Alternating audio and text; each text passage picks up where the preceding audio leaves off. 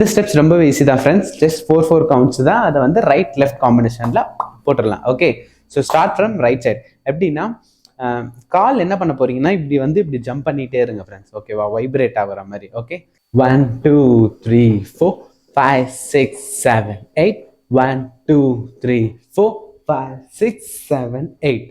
Okay, இது முடிச்சிட்டிங்களா? இப்போ right சைடில். ஓகே, 1 2 3 4 5 6 7 8. தென் 1 2 3 4 5 6 7 8. ஓகே, தென் 1 2 3 4 5 6 7 8. 1 2 3 4 5 6 7 8. அது வந்து கத்துறது. Okay, that's it.